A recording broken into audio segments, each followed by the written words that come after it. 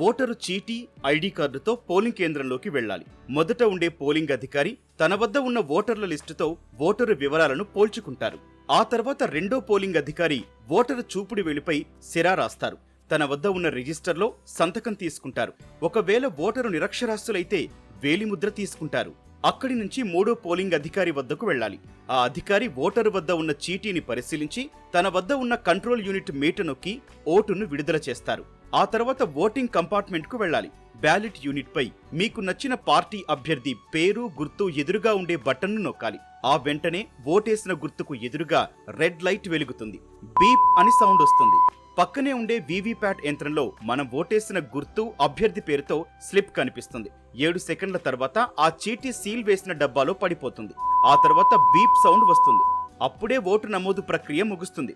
ఇందులో ఏవి జరగకపోయినా అక్కడుండే ప్రిసైడింగ్ అధికారికి ఫిర్యాదు చేయాలి. ఓటరు గుర్తింపు కార్డుతో పాటు Aadhaar, PAN, driving licence, passport, ఉపాధి హామీ జాబ్ కార్డు వంటి 12 రకాల కార్డులు ఏవైనా చూపించొచ్చు.